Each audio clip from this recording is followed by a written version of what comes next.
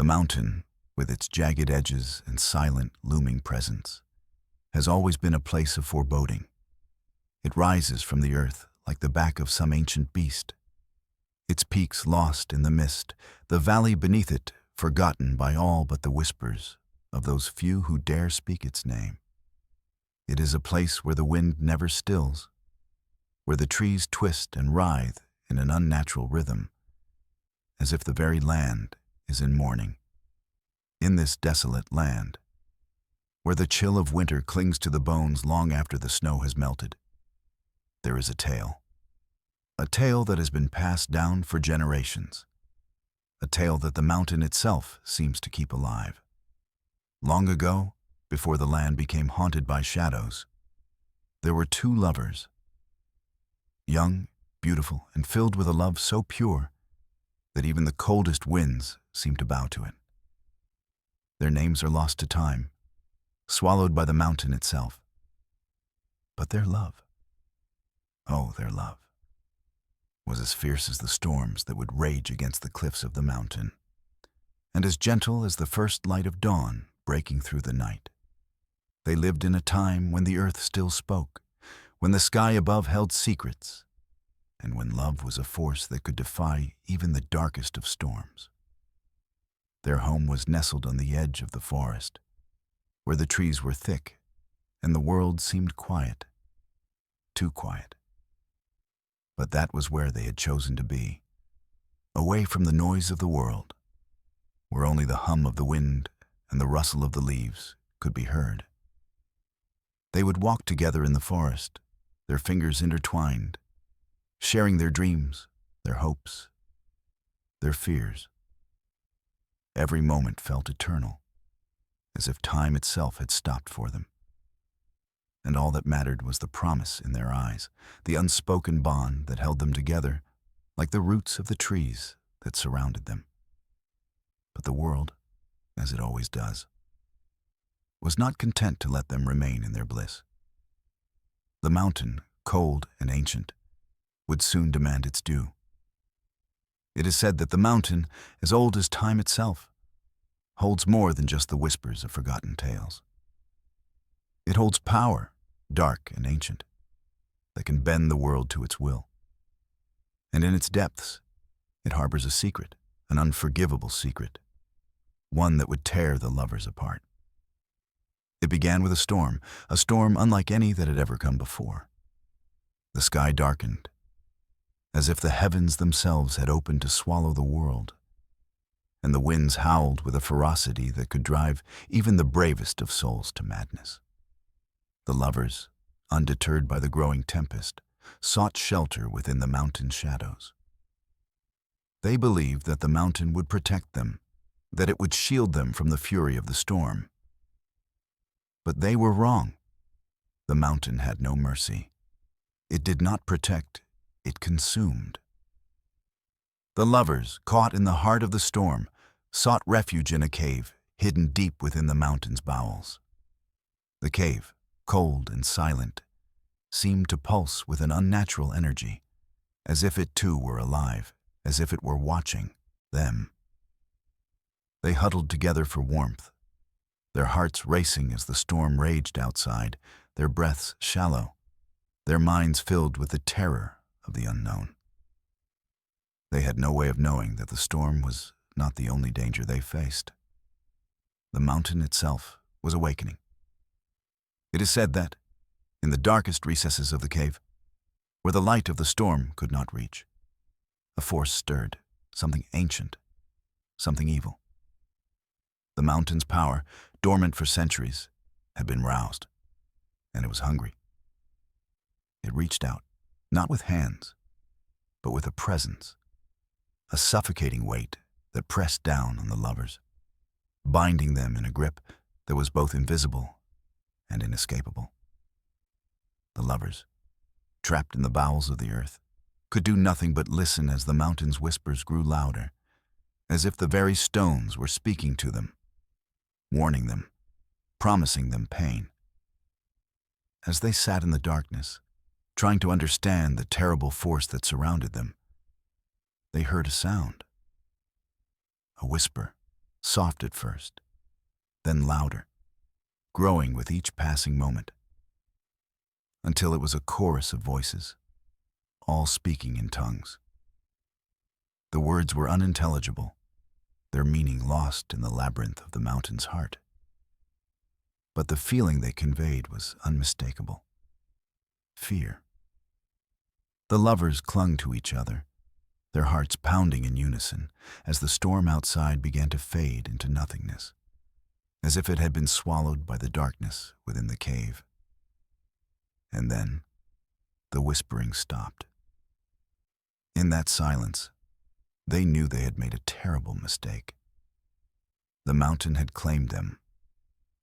What happened next is a story wrapped in darkness, one that few can tell without feeling the chill of death creep into their veins. The mountain, with its ancient hunger, began to twist their love, turning it into something unnatural, something monstrous. The bond that had once been pure and untouchable became a weapon, a tool of torment. The lovers, bound together in a way they could never escape, found themselves torn apart by forces beyond their control. Their love, once a thing of light, was now consumed by the very darkness they had sought to escape. It is said that the lovers died in that cave, their bodies broken and their spirits shattered. But death did not release them. The mountain, hungry for more, kept their souls imprisoned, trapped within its depths. The whispers of their torment echo through the caves, their pain a permanent scar on the mountain's heart. And it is said that, on certain nights, when the wind howls just right, their spirits can be heard, calling to each other, reaching out from the darkness, forever searching for a love that can never be rekindled. And so, the mountain stands, a silent witness to the tragedy that unfolded within its stone belly. The lover's story, once a tale of hope and joy, is now a curse, a warning to all who would seek shelter in its shadow. For those who come too close to the mountain's heart will find themselves drawn into its grip, and the mountain will never let them go.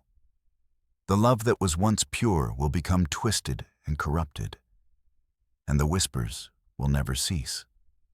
As the years pass, the legend of the lovers beneath the mountain grows. It is told around campfires, passed down from generation to generation, a story of love, loss, and the price of seeking shelter in the wrong place. But for all who hear the tale, the truth remains clear. The mountain does not forget, and neither do the lovers. They are still there, deep within the earth, their love forever twisted by the curse of the mountain. And they are waiting. The mountain, silent and brooding, does not forget. Its memory stretches back centuries, woven into the very stone and soil, as if the land itself is bound by ancient promises, promises forged in blood and sorrow. Those who venture near its darkened slopes do not leave unchanged. The whispers that fill the air are not the voices of wind, but the murmurs of those who have been touched by the mountain's curse. It is a place of shadows, a place where reality seems to blur and twist, where the very fabric of time is unraveling at the edges. The mountain does not care for the passage of years. Its secrets, buried deep within its heart, are eternal. The lovers, their names forgotten, but their spirits alive, are not the only ones to have crossed paths with the mountain's terrible will. They are merely the most recent victims in a long line of souls that have been drawn to its jagged peaks, to the promises it makes in the quiet of the night. Some seek shelter, others adventure, and still, others search for riches. But all are lured by the same dark force, the same primal urge to confront what should never be disturbed. And all, in the end, find themselves caught in the mountain's grip. As the seasons passed, the mountain's legend grew. The lover's story, once a simple tale of forbidden romance, became something far more sinister. Woven into the fabric of folklore like a thread too dark to remove. Those who had heard whispers of the cursed mountain began to speak of the voices that could be heard on the wind, the distant wails that echoed through the trees at night. Some said it was the mountain itself, mourning the lost lovers. Others claimed it was the lovers' spirits, forever bound by the curse, their souls trapped in an endless cycle of longing and regret. But not all believed the stories. Some scoffed at the idea of ghosts and curses, dismissing the tales as the ramblings of old people, too afraid to venture into the wilderness. These skeptics, too, were drawn to the mountain. For the mountain, in its ancient wisdom, does not care whether one believes in its power. It draws them in regardless. Like moths to a flame, its allure undeniable. And when they arrived, the whispers began. It is said that when you step too close to the mountain, you can hear the whispers in the wind, soft at first, just a murmur on the breeze. At first, they seem to be nothing more than the sound of the trees swaying in the wind, the rustling of the leaves. But soon they grow louder, more distinct, more human. Voices, distorted and faint, rise from the earth, speaking in tongues that make the skin crawl. The language is old, older than any that has been spoken in the land for centuries.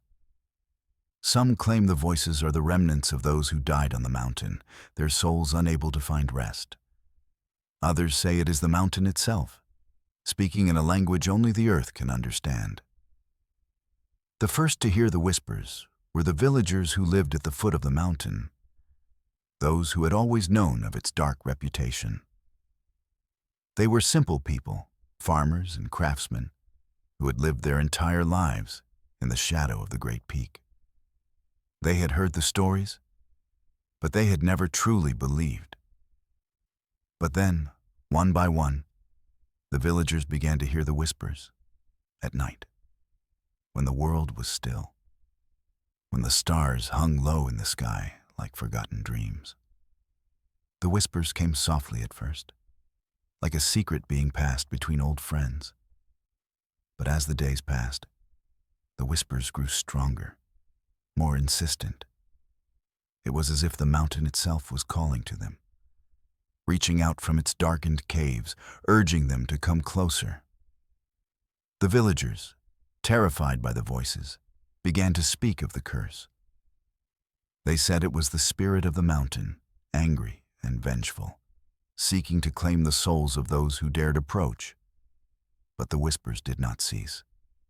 They only grew louder, more chaotic, as if the very land was screaming in agony.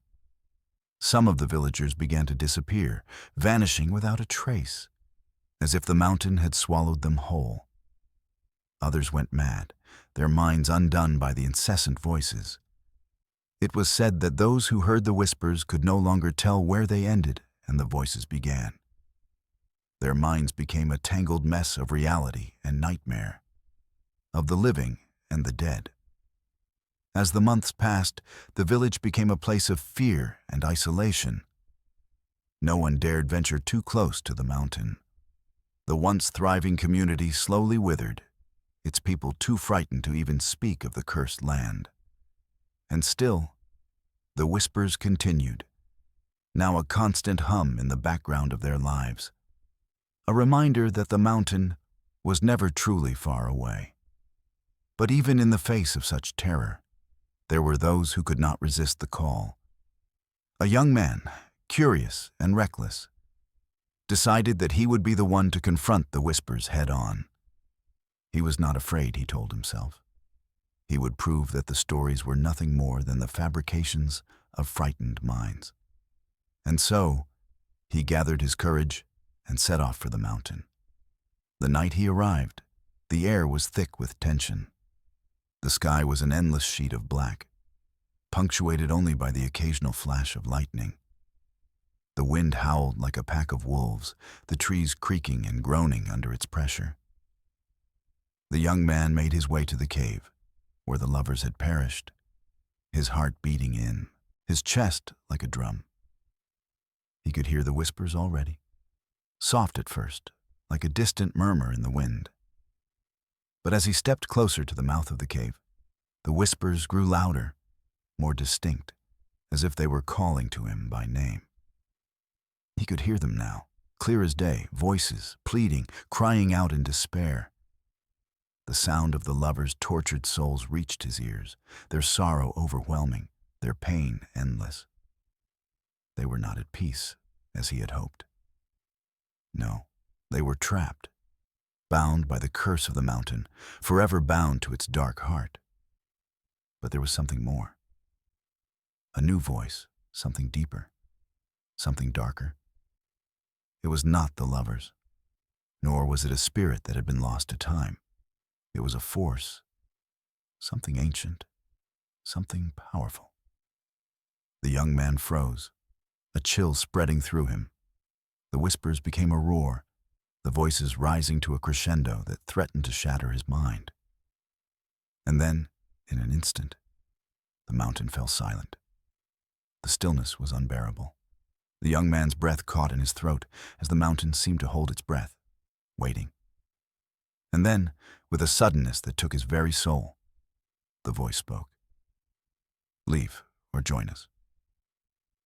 He didn't need to be told twice. The young man turned and fled, the voices still ringing in his ears, a relentless reminder that the mountain was not to be trifled with. He never spoke of what happened that night, but it was said that when he returned to the village, his eyes were wide with terror. And he never spoke again. From that night forward, the whispers were never heard again. But some say that the mountain does not give up its secrets so easily. They say that even now the voices can be heard on the wind, speaking to those who dare come too close. The curse of the lovers lives on, and the mountain's hunger has not been satisfied. The mountain has stood for eons, its massive peaks standing like sentinels against the sky, unyielding and implacable. It has watched as countless souls have ventured near, drawn by its twisted promises, its false allure. Some came seeking shelter, others adventure. But the mountain, in all its ageless wisdom, has no care for the hearts and desires of men. It feeds on something far older, far darker, something that transcends time, transcends reason. The curse that lingers upon its slopes is not simply the wrath of the lovers, nor the remnants of old grudges. It is a force, an ancient power that binds the very land and the spirits within it in an endless, ceaseless cycle. The mountain itself does not age. It does not bend beneath the weight of time as the villages at its feet do. Its heart beats in a rhythm that is foreign to the living, and its breath is a cold wind that never ceases. And as the mountain's curse grows stronger, it begins to draw those it deems worthy into its web, its influence reaching out like a dark, unrelenting hand. What happened to the lovers, what they endured in those final moments of their lives, is a fate shared by many. For the mountain does not simply kill, it traps, it ensnares, it claims. It is said that on certain nights, when the moon is a pale, sickly crescent in the sky, and the wind howls with a strange ferocity, the mountain is alive with movement. Those who are foolish enough to journey near the caves, drawn by the stories of the lost lovers or by the thrill of danger, will often return with only their bodies, if they return at all. The mountain's curse, as ancient as the stones themselves, does not forgive trespassers. And those who step too close will find themselves facing an entity that is not bound by the laws of nature, by the rules of mortality. The curse is more than a mere superstition.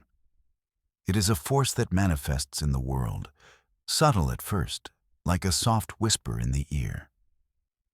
But that whisper grows louder, more insistent, until it becomes a maddening cacophony in the minds of those who dare to listen. There are those who claim that the mountain knows your deepest desires, your darkest secrets, and that it uses them against you. It finds the weakest parts of your soul, the cracks in your heart, and exploits them to its fullest. The lover's curse began with their love, a pure, untarnished bond between two hearts.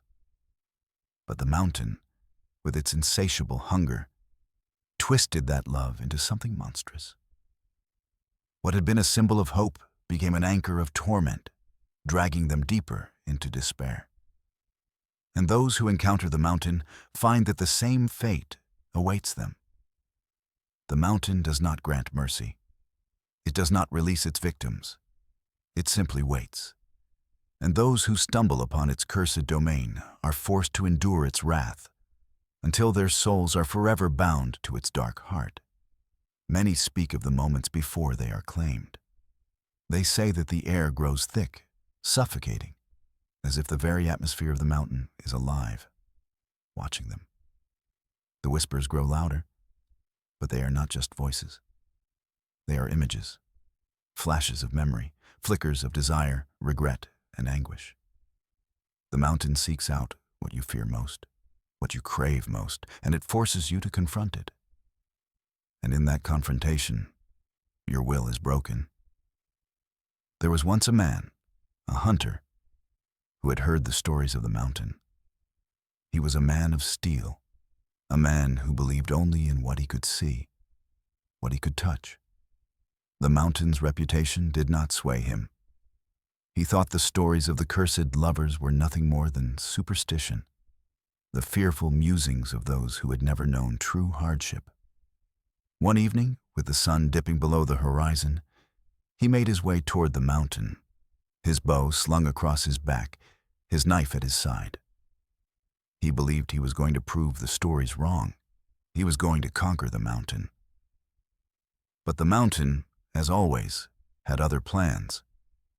The man found himself on the same path that had led so many before him, the path toward the cave where the lovers had met their end. The wind had already begun to stir, the first chill of night creeping in. But as he neared the mouth of the cave, the whispers began. They started softly, barely audible, but they grew louder as he moved deeper into the mountain's heart. The voices seemed to come from everywhere, from the very stone beneath his feet, from the trees that bent and creaked in the wind. He couldn't make out the words at first, but there was something about them, something that gnawed at him, like the touch of ice on his skin. The man stopped, his instincts screaming at him to turn back, but the mountain's call was too strong. He stepped further, his heart hammering in his chest. And then, suddenly, the whispers stopped. The silence that followed was suffocating. It pressed against him, filling his ears, his mind, until he could no longer hear anything but his own breath. He felt the weight of the mountain pressing on him, the earth itself urging him to stay, to remain trapped in its grasp. And then, the voice spoke. It was not a whisper this time, but a low, rumbling voice, ancient and full of malice. "You think you can escape?" it said, its tone thick with contempt. "You think you can defy the curse? But the mountain does not forget. It does not forgive." The hunter's heart pounded in his chest, and for the first time, he felt fear. Not the simple fear of an animal or a predator, but the fear of something far more ancient, far more profound. It was a terror that spoke not to his mind, but to his soul, a terror that was as old as the mountain itself. He turned to flee, but his legs betrayed him. They wouldn't move. The mountain had him in its grasp, and it would not let go. The whispers returned, louder now, drowning out his thoughts, filling his mind with images of things he could not understand, images of the lovers, of their twisted, broken spirits. of the torment that had been their fate. And as he sank to his knees, the voice spoke again, its words a final, damning sentence. You will stay. You will never leave. And so the hunter became another victim, his soul bound to the mountain, his body left to rot in the dark cave, a warning to all who would follow. The curse had claimed him, just as it had claimed the lovers before him, and the mountain waited for the next to come. The curse is a relentless thing. It does not fade with time. It does not tire. It is eternal like the mountain itself. The souls of those who fall prey to its grasp are trapped, forever bound to the land that swallowed them. The whispers continue, their voices growing louder as the years pass, as the seasons turn. They call to the living, drawing them closer, promising them answers, offering them escape. But there is no escape. There is only the mountain and its curse. The whispers of the mountain stretch beyond the boundaries of the land, carried by the wind to distant villages, reaching the ears of those who have never seen its jagged peaks. With every passing year, the tale of the lovers and the curse of the mountain grows. It becomes more than just a story. It transforms into a myth, woven into the fabric of the world like an invisible thread. A myth passed down through generations, not as a warning, but as a reflection of something darker, something deeper that lies within the hearts of those who speak of it. For in every telling, the mountain gains power, its hunger growing with every recounting of the curse. The villagers, who once lived in fear of the mountain's whispers, now find themselves speaking of it as though it were a part of their history. They tell the story to their children, passing it down like a family heirloom. They no longer fear the mountain, for it has become something distant, something that exists only in the shadow of their thoughts. But even as they speak of it, the mountain's presence is never far from their minds. The land, rich with the soil of memory, carries its weight in every tree, every stone, every gust of wind. The mountain, it seems, is a place that refuses to be forgotten. It lingers in the corners of every room, in the edges of every conversation, in the silence that follows the telling of its tale. It is as though the curse is not just bound to the land, but to the very act of remembering it. Those who speak of it are unknowingly complicit in its power. And as the myth grows, so too does its influence over the world around it. As the years pass, the original story of the lovers begins to morph. What was once a tragic tale of two souls caught in the unforgiving grip of the mountain becomes something more, something broader. The curse of the mountain is no longer just the tragedy of one ill-fated love. It becomes a symbol, a cautionary tale that extends beyond the lovers, beyond the mountain itself. It is a reflection of the darkest aspects of human nature, the destructive power of obsession, the terrible consequences of betrayal, the suffocating weight of unfulfilled desires. In the tellings, the lovers' spirits are no longer mere victims. They are seen as warnings, as the embodiment of all that can go wrong when one is drawn too far into the shadows of desire. Their love, once pure and innocent, becomes a symbol of the dangers of longing, of the price one pays when one ignores the boundaries between passion and madness. The mountain becomes a metaphor for the dangers of unchecked obsession, the need for balance in the pursuit of one's desires. The curse, it seems, is not just about the lover's tragic end, but about the human capacity for destruction, both of others and of oneself. As the myth evolves, it begins to take on new dimensions. The villagers begin to speak of the mountain as more than just a physical place. It becomes an idea, a force that is not tied to any one location, but rather to a state of mind, a reflection of the inner darkness that exists within every soul. The mountain is not a place to be feared because of its physical threat, but because of what it represents, the dangers that lie within, the human heart. The myth spreads beyond the village, reaching the ears of travelers and adventurers from far-off lands. They come, drawn by the stories, eager to see for themselves the place that has captured the imagination of so many. They speak of the mountain with a mix of awe and skepticism, dismissing the curse as nothing more than a tale spun by fearful minds. But as they journey closer to the mountain, they begin to feel the weight of its presence, the pull of its darkness. And as they step closer to its shadow, the whispers begin to rise. Some of them return to speak of their experiences, but others do not. The village, once filled with curious travelers, becomes quieter, emptier.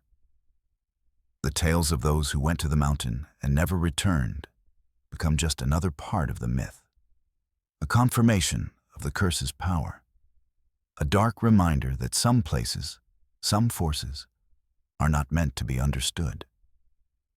The mountain does not care for the intentions of those who come near.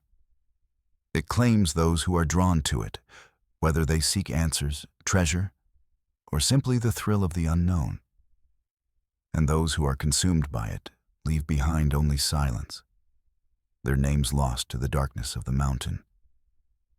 Yet the myth continues to evolve, growing in complexity with each passing year.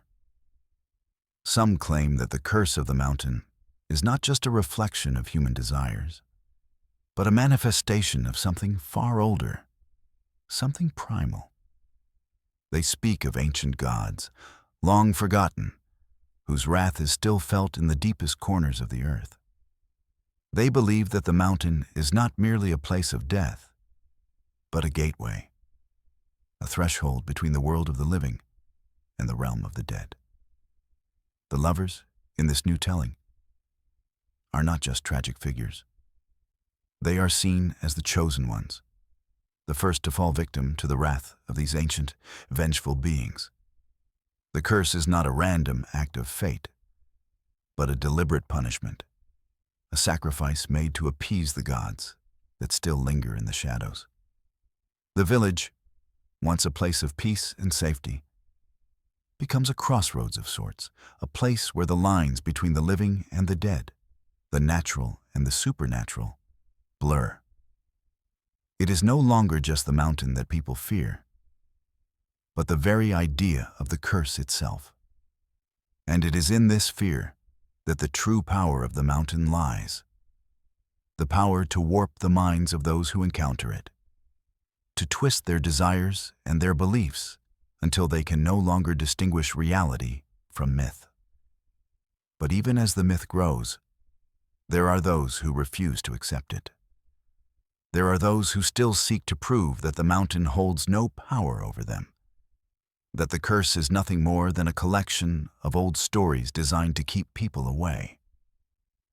They go to the mountain, and they search for the truth, eager to find some logical explanation for the strange events that surround it. But the mountain does not care for their skepticism. It does not care for their reasoning. It only cares for the blood and souls of those who come too close. In time, even the bravest of adventurers, the most determined of skeptics, find themselves drawn into the myth, caught in its web. The whispers begin to take root in their minds, and the mountain's power becomes a part of them, twisting their thoughts, clouding their judgment. They too become part of the myth, their names lost to the shadow of the mountain, their bodies left to crumble into the earth. The myth of the lovers and the mountain is not just a tale of love and loss. It is a tale of memory and forgetting, of the things we refuse to acknowledge, and the things we cannot escape. It is a reminder that the world is full of forces beyond our understanding, forces that do not care for our beliefs or our desires. The mountain is not just a physical place. It is a symbol of the dangers of the unknown, the dangers of what happens when we forget the limits of our understanding, when we ignore the dark truths that lie at the heart of the world. The mountain's whispers will never cease. They will echo through the ages, calling to those who dare listen, beckoning them closer, drawing them into the depths of its curse. And the myth will live on, its power growing stronger with every retelling, every memory that is passed down from one generation to the next.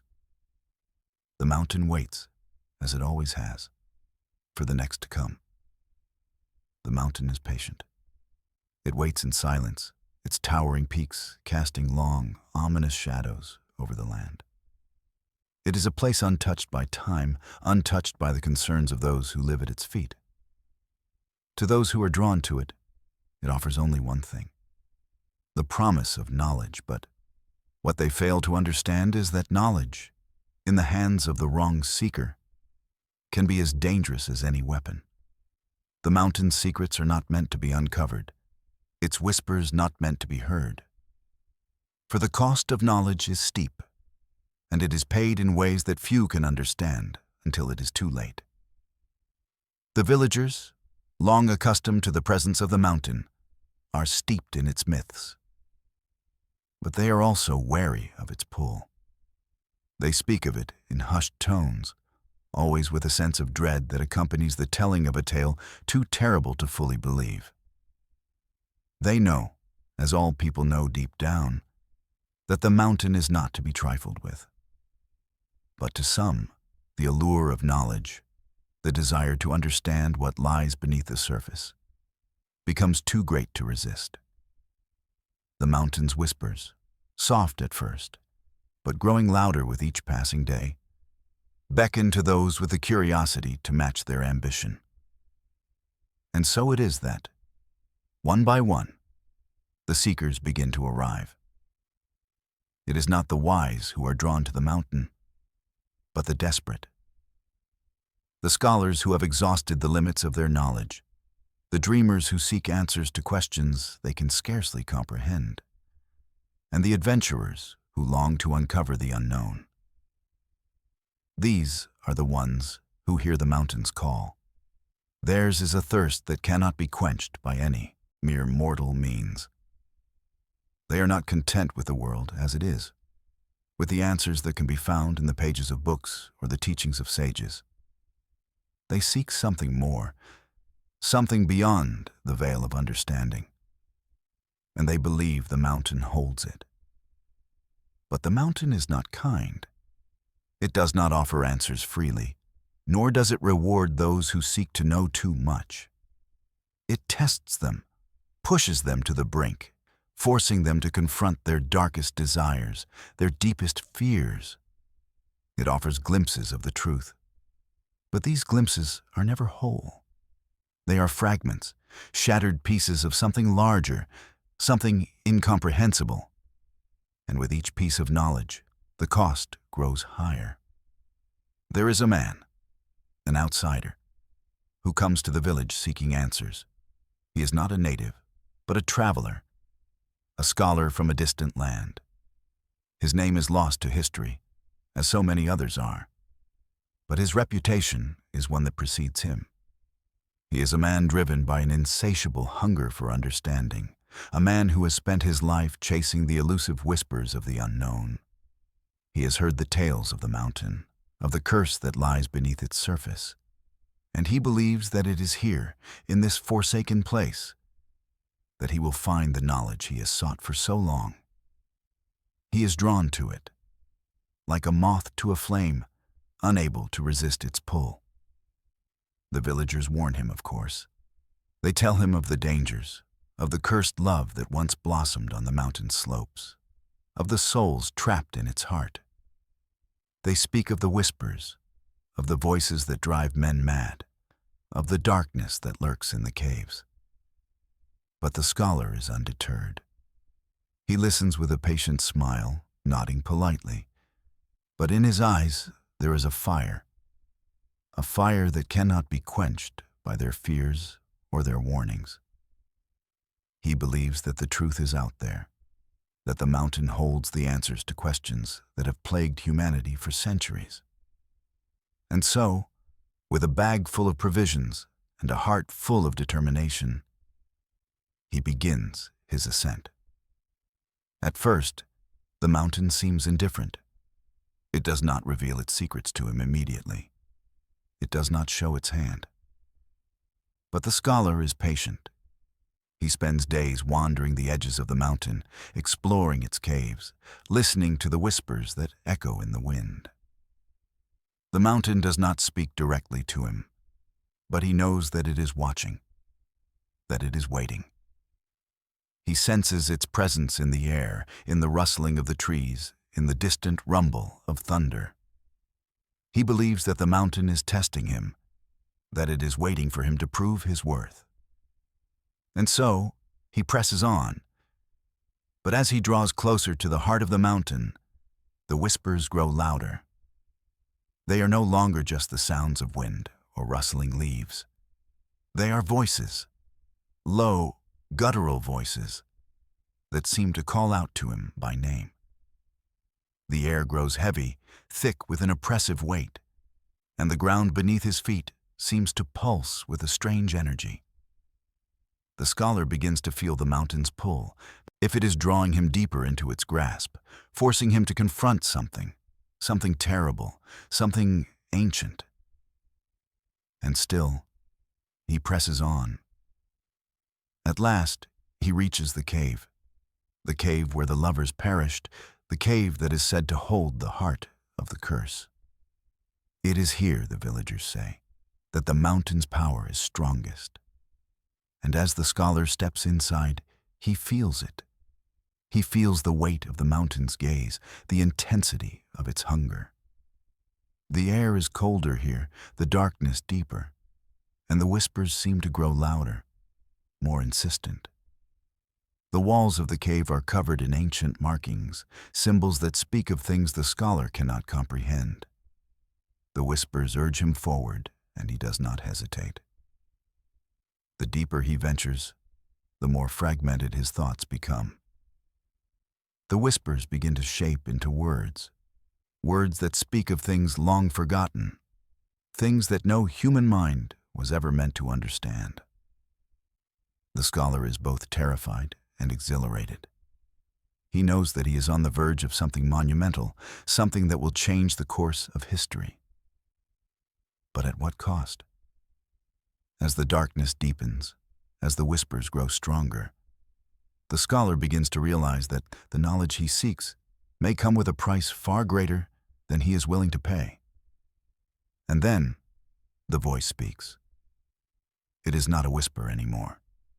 It is a command, a deep, resounding voice that shakes the very walls of the cave. "You have come seeking the truth," the voice says. "But the truth comes with a cost. Are you willing to pay it?" The scholar stands frozen, his heart pounding in his chest. The mountain's power is overwhelming, and for the first time, he feels the weight of its curse. He has sought knowledge without understanding the cost, without knowing the toll it would take. He has become ensnared by the very thing he sought to conquer. He tries to turn back, but his feet will not move. The whispers, now a cacophony of voices, drown out his thoughts, filling his mind with visions of the past, visions of the lovers, their torment, their anguish. He sees their faces twisted in agony, their eyes wide with terror. He hears their cries, their desperate pleas for release, and he understands then that he too is trapped in the same cycle of longing and despair that the lovers had once suffered. The mountain has claimed him. The cost of knowledge is not measured in gold or jewels, but in the very essence of the soul. The scholar, once a seeker of truth, has become another victim of the mountain's curse. And his name too will be lost to time, swallowed by the darkness that lies beneath the surface. The mountain, silent and eternal, waits for the next to come, to seek what should not be sought. And so the cycle continues, each seeker drawn in, each soul claimed, as the mountain's hunger grows. There are those who come to the mountain seeking redemption, not for their souls, for they know the price of such things, but for something darker, more elusive.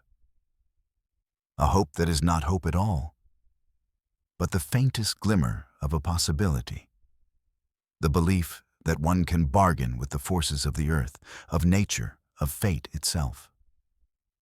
The mountain, with its ancient and consuming power, does not care for the pleas of men or the desperation of those who come to its shadow. But it is said that there is always a choice, a moment when the mountain, in its infinite cruelty, offers a soul the chance to make a bargain. The stories of those who have made such bargains are few, for they are not often spoken of. What is the worth of a soul to the mountain, a place that consumes the lives of those who venture too close? What could a soul offer that could undo the curse or grant peace to those trapped in its grip? The answer lies not in the soul itself, but in what the mountain can take from it. And when the bargain is struck, when the exchange is made, it is not the soul that is lost, but the very essence of what it means to be human. There was once a woman, Leon, a wanderer who had crossed many lands in search of something, though she could not say what it was. She had heard of the mountain and its whispers, but like the others, she had dismissed it as nothing more than an old legend, a tale spun by frightened villagers who knew nothing of the true world. Leon had always believed that she could overcome anything, that she was strong enough to stand against any darkness, to face any trial. She had lived her life on the edge, constantly searching for meaning in the world, always reaching beyond the limits of what was known. But there was a pain in her heart, something that gnawed at her soul. The loss of a loved one, the death of a child. These things had left scars that never healed. She had come to the mountain seeking answers, though she could not have said what those answers were. She thought perhaps that the mountain held some ancient wisdom, something that could bring peace to her tortured heart. The villagers warned her, of course, but she did not listen. She was not like the others, she thought. She was not afraid. And so, she made her way toward the mountain. The mountain welcomed her in silence, as it welcomes all who dare approach. It did not speak to her directly at first, but the whispers began as they always did, soft at first, like the rustling of leaves. They filled her mind with images, with memories of things lost and things she had long since forgotten. She had hoped the mountain would offer answers, but it was not answers she received. It was a deep, suffocating loneliness, a void that seemed to swallow everything, leaving only an aching emptiness. It was there, in the heart of the mountain, that she found herself standing before the cave. The same cave where the lovers had once perished, the same place where so many others had gone, never to return. The air in the cave was thick, dense with an energy that was not natural, an energy that seemed to pulse like the heartbeat of the earth itself. The darkness within the cave was not just the absence of light, but a presence that watched her, that reached out to her as if it had been waiting for her arrival. And then, in the deep silence of the cave, the voice spoke. "You seek to ease your pain, do you not?" The voice was deep, resonating through the very walls of the cave, its tone both comforting and terrifying.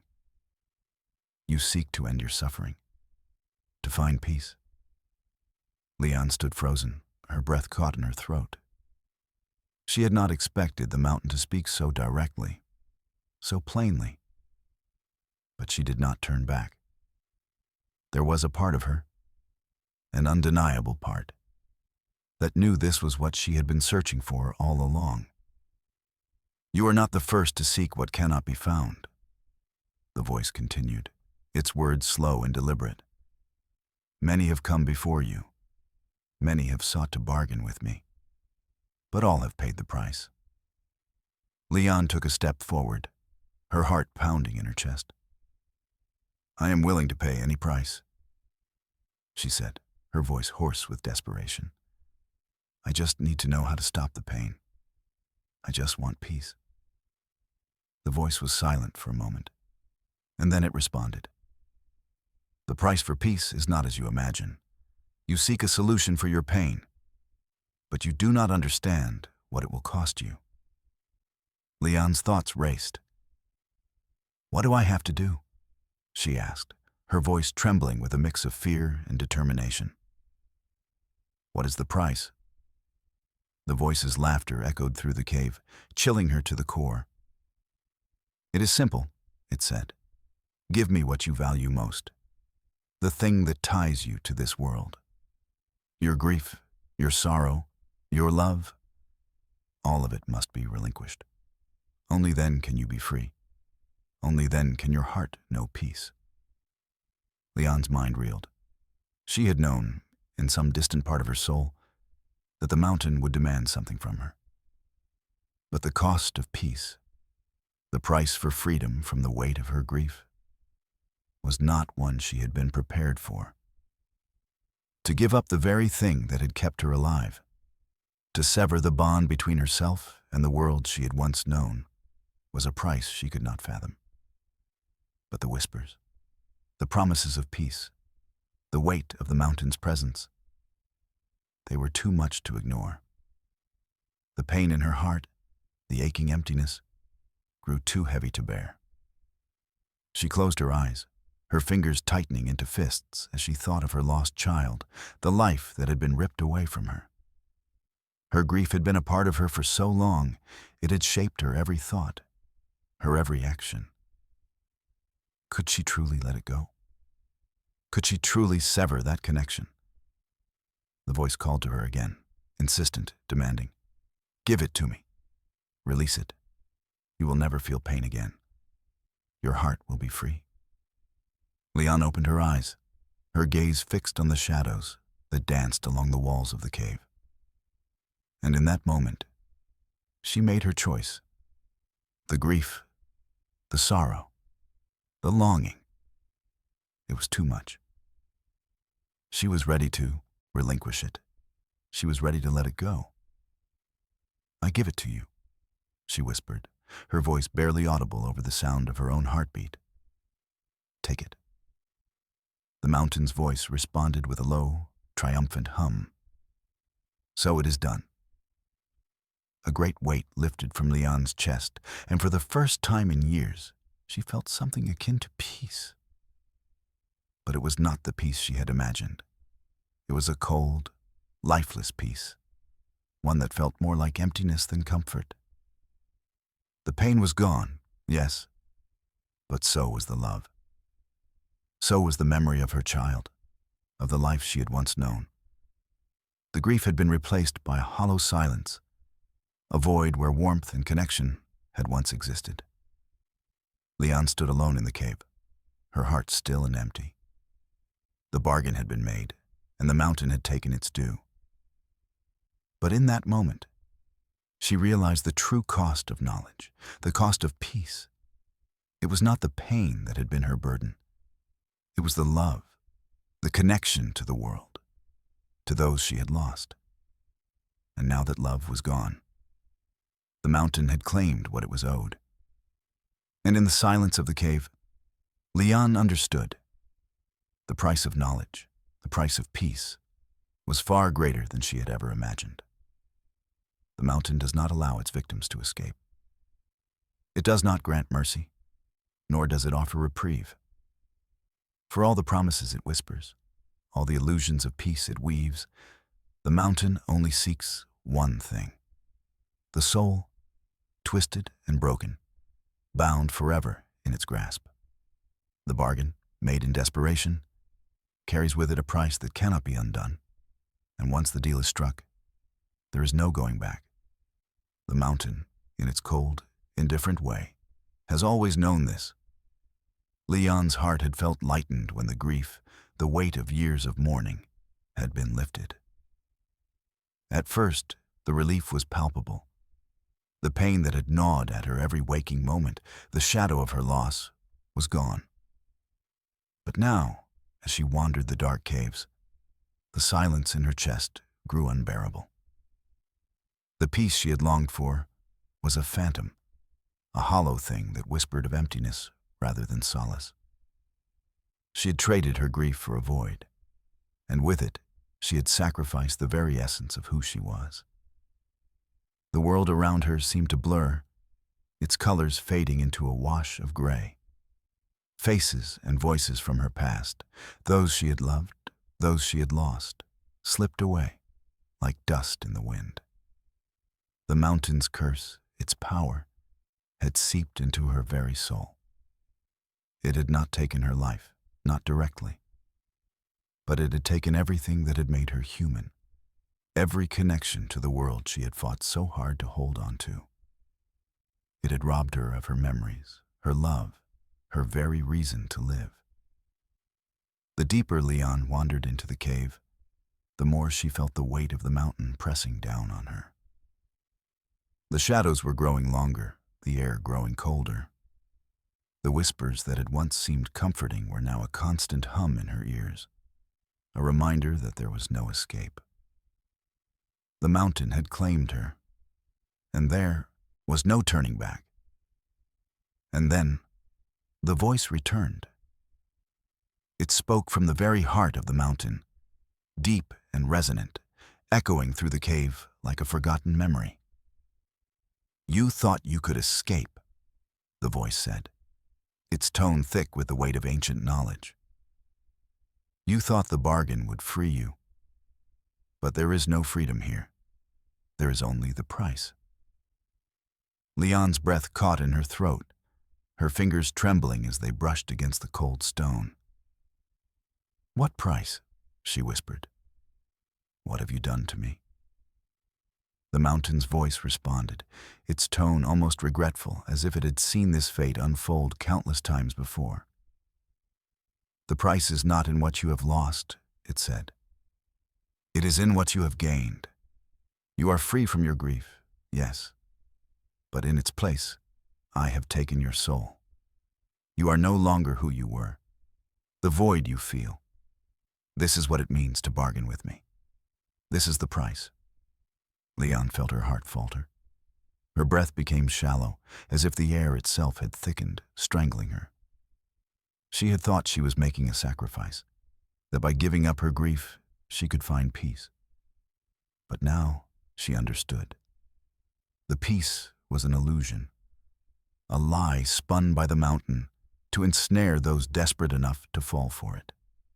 She had given up the very thing that made her human, her love, her memories, the people who had once filled her life with meaning.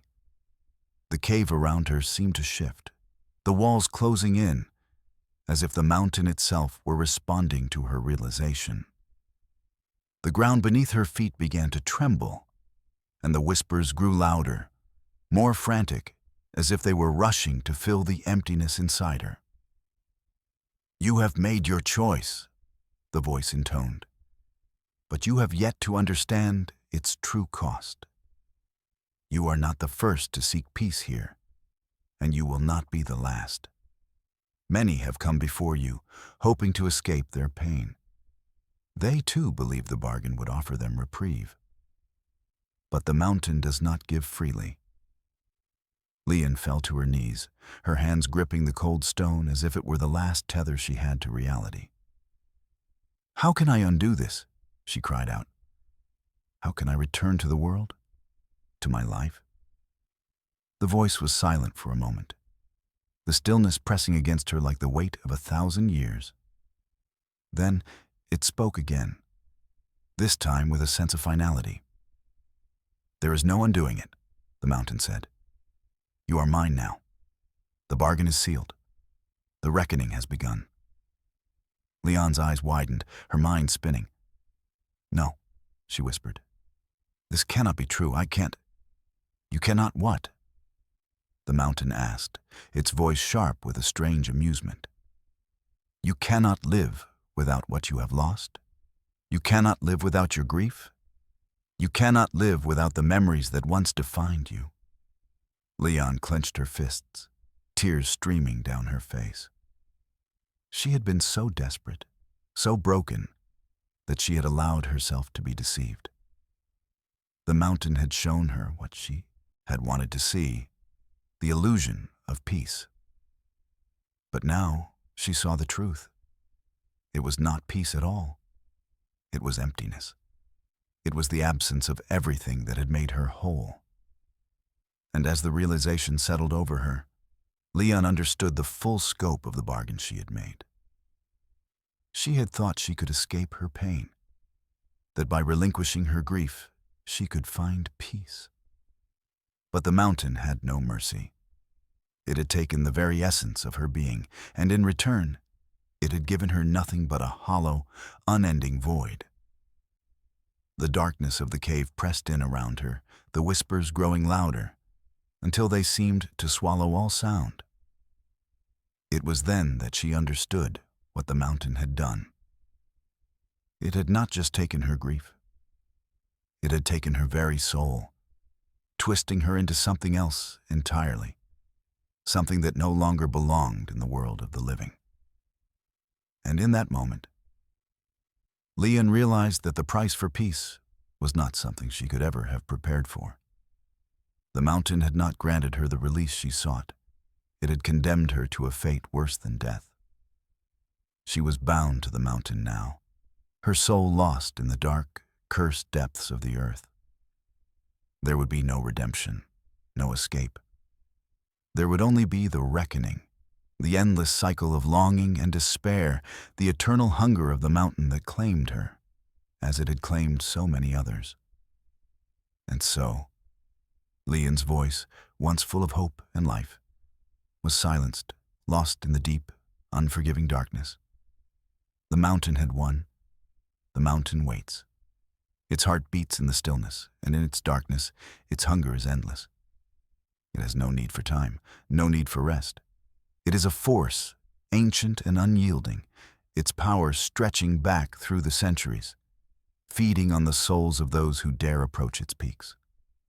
The mountain does not care for the frailties of men, nor does it mourn the lives it consumes. Its only goal is to claim, to take, to bind. The mountain waits in silence, for it knows that those who venture too close will come to understand the price they must pay. And for Leon, the final cost has come. In the heart of the cave, beneath the weight of the mountain's power, she stands at the edge of her own existence. The grief that she once carried, the loss that had shaped her, is gone. But what she feels now is far worse.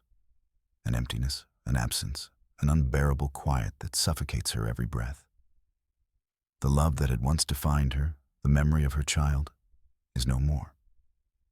The pain is gone, yes, but so is everything that gave her life meaning. The mountain's power has consumed it all. Leon's heart is still, her mind fogged with the terrible knowledge of what has happened. She's no longer a woman, no longer a mother, no longer a being bound to the world. She is a soul adrift, lost in the cavernous void created by the mountain's curse. She has traded her grief, her sorrow, her very essence for peace. But that peace is as hollow as the air around her, as empty as the cave that has become her tomb. The mountain's voice speaks again, its tone cold and final. You sought peace, but peace was never meant for you.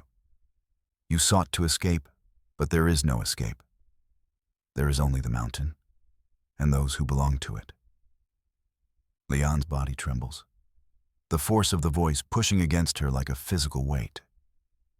She knows now that there is no turning back. She is lost, trapped in the very place she sought to avoid. The place where all who have entered have become one with the mountain's endless hunger. Yet, even in the crushing silence, there is still a glimmer of something within her, a thread of resistance. It is faint, like a distant spark in the overwhelming darkness. But it is enough. She refuses to let the mountain claim her completely, refuses to accept the emptiness that it has thrust upon her. Leon steps forward, her movement slow and deliberate, as if the very air itself is trying to hold her back. The whispers grow louder, more insistent, urging her to stop, to give in. But still, she presses on, one step after another, deeper into the heart of the mountain, deeper into its terrible embrace. She cannot, will not let this be her end.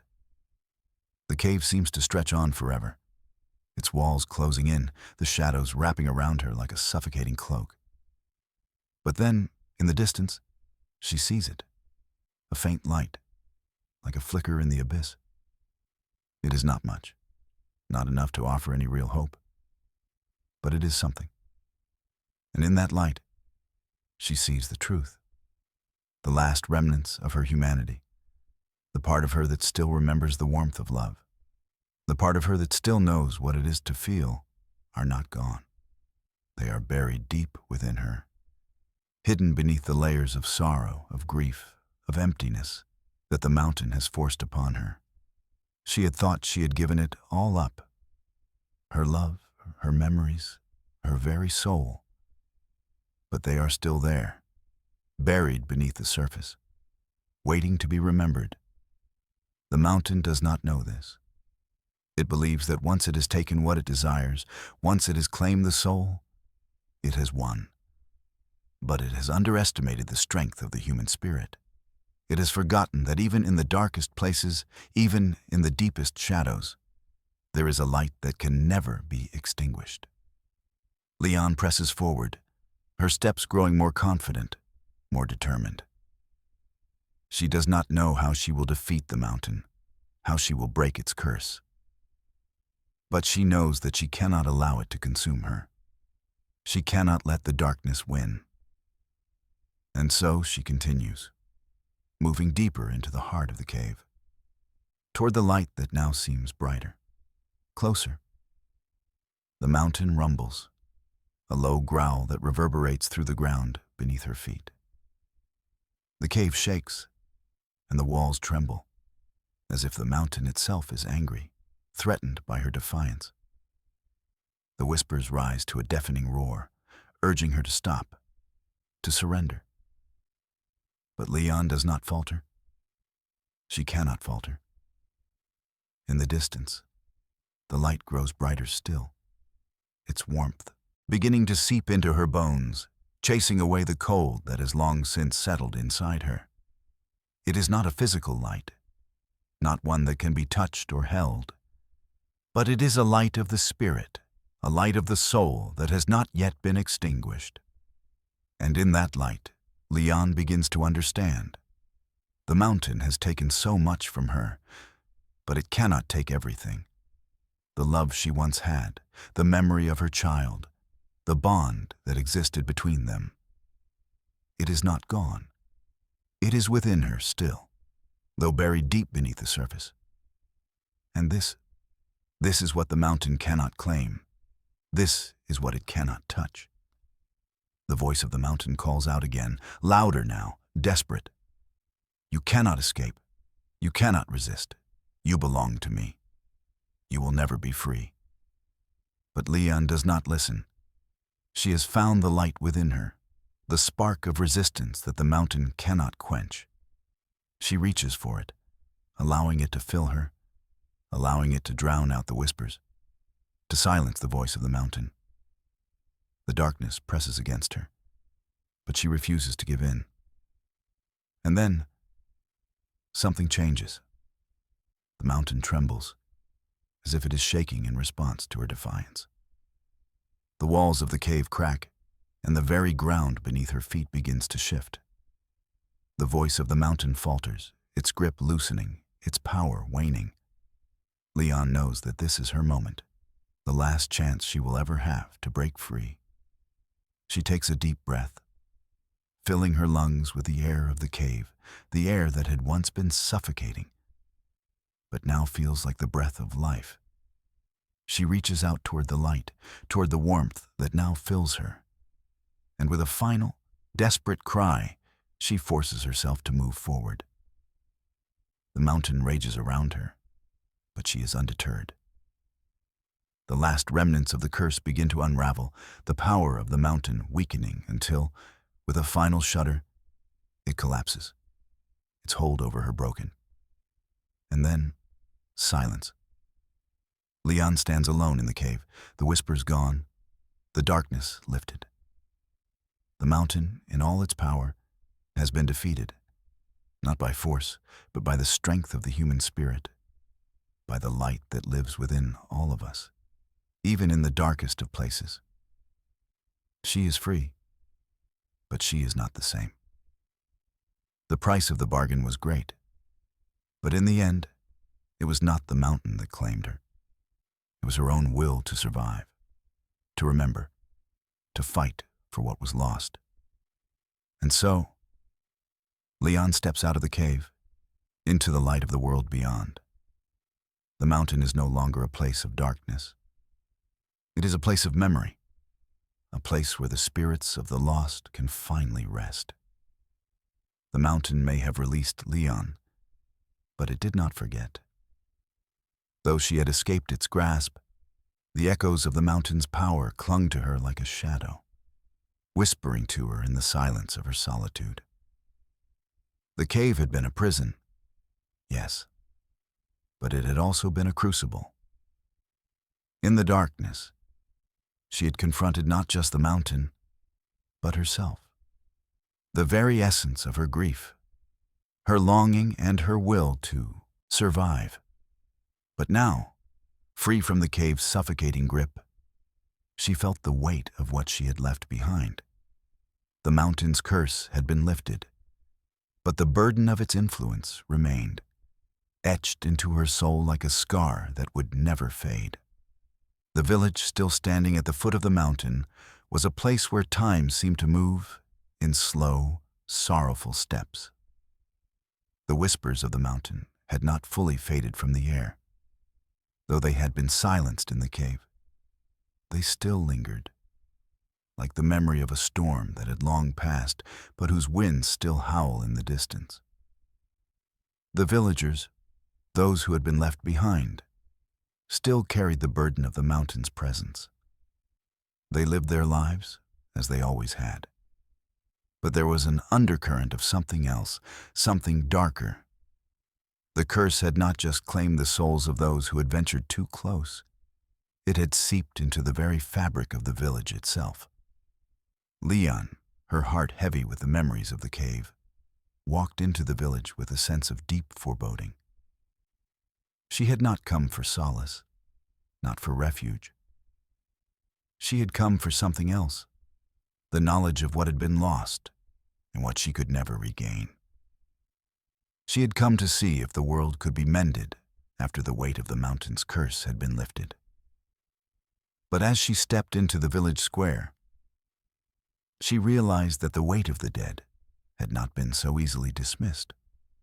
The faces of the villagers were like the faces of ghosts, pale, worn with the passage of time, but still filled with an unspoken grief. They knew something had changed, something had shifted, but they did not know how to name it. They had long since abandoned the notion of hope, living in the shadow of the mountain's curse, just as they had lived in the shadow of the lost lovers. It had become a part of their lives, an indelible mark that had shaped their every thought and action. And now, with Leon's return, they seemed to sense that the mountain's hold had been broken, but they did not know what to make of it. They had lived with the weight of the dead for so long, they could not imagine a world without it.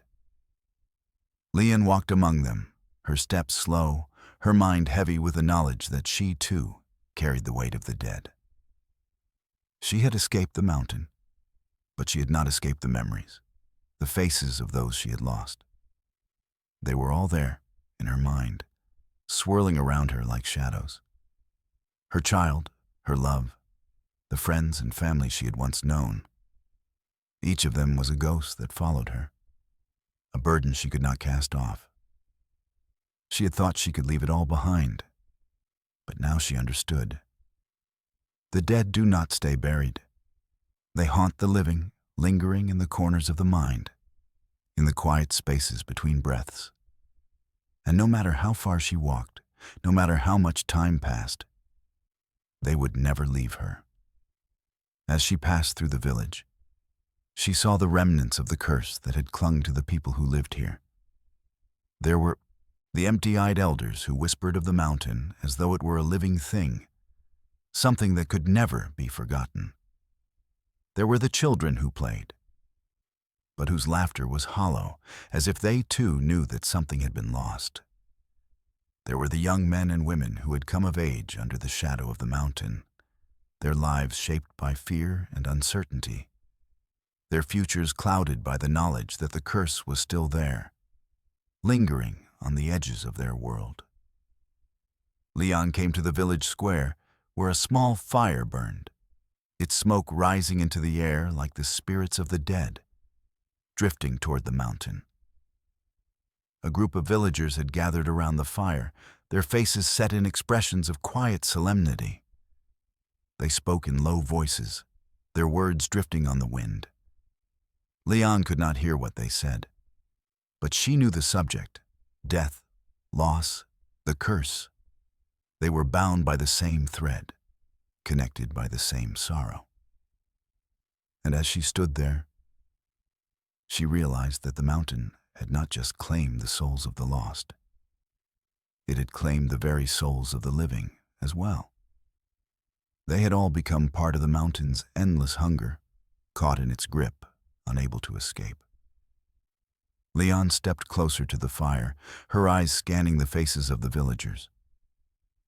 They did not notice her at first, too wrapped up in their own thoughts, their own grief. But when they did, they looked at her with a mixture of curiosity and fear. They knew her face. They knew the tale of the woman who had come to the mountain seeking peace, only to be consumed by its curse. They had heard the rumors of her return, of her escape. But they did not know what to make of her. She was not the same woman who had left them, not the same woman who had disappeared into the cave. She had returned, but she had returned changed, and they did not know how to greet her. Finally, an old woman, her back bent with age, stood from the circle and approached Leon. Her eyes were filled with sorrow, but also with something else, a kind of understanding, as if she had seen the weight of the dead before, as if she had felt the mountain's hunger gnawing at her own soul.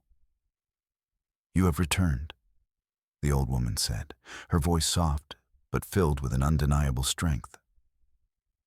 "But the mountain has not released you, has it?" Leon shook her head, her throat tight with unshed tears. "No," she whispered. "It never does."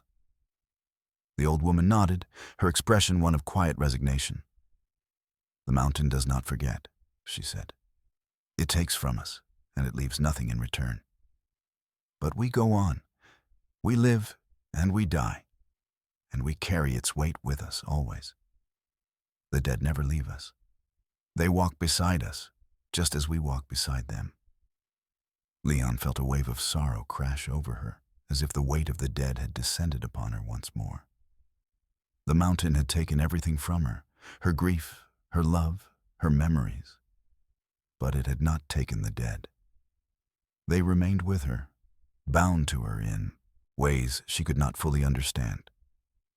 The mountain's hunger had claimed her, yes, but it had not claimed her humanity. And in that, there was both a curse and a blessing. The dead would never leave her, but neither would she leave them. As the fire crackled, Leon stood among the villagers, her heart heavy with the knowledge that the curse of the mountain was not something that could be broken. The dead would always be with them, walking beside them, haunting them with the weight of their loss. But in that weight, there was also a kind of strength. The mountain had not taken everything. It had only taken what it could consume, and it had left the rest to endure. And in that endurance, there was a glimmer of hope. Leon did not know what the future would bring, but she knew that she was not alone. The dead may walk beside her, but she would walk with them too. Together, they would carry the weight of the past, and together, they would face whatever came next.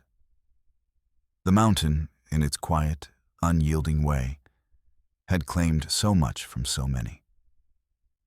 It had taken the grief of Leon, the lives of the lovers, the hopes of those who dared to venture close, and the very essence of their souls. But now, after the struggles, after the bargain, and after the bitter release that came with defiance, something else lingered in the air. It was not the mountain's silence, but a silence of a different kind, one that did not carry the weight of despair, but of resignation. There was no triumphant victory here, no grand finality. There was only the quiet acceptance of what had been lost, and the slow, inevitable march forward. Leon had walked through fire, through the crushing weight of the mountain's power. She had witnessed the fall of others who came seeking solace, only to become trapped in the same cycle of suffering. And in the end, she had learned what the mountain had always known. There is no true escape. There are only stories, memories, and the weight of the past that clings to us like shadows. The villagers knew this. They had always known. The mountain had not just taken the dead, it had taken their past, their history, and made them live within its walls. They had lived under its shadow for generations, and they had learned to endure. What had once been a place of life, of joy, had become a place of remembrance, a place where the dead and the living were forced to coexist, their boundaries blurred by time and grief. As Leon stood at the foot of the mountain once more, she understood that the end of the line was not the mountain's final conquest, but its endless cycle. There was no true conclusion, no end that could wash away the stain of the past. The mountain would always remain, standing silent and tall, watching, waiting for the next to come. The village was different now. No longer was it a place consumed by fear, its people haunted by the stories of those lost to the mountain. They had come to understand, just as Leon had, that the mountain was not a place to fear, but a force to accept. It was not a curse that could be lifted, nor a plague that could be purged. It was part of them, part of their history, part of the land that had shaped them.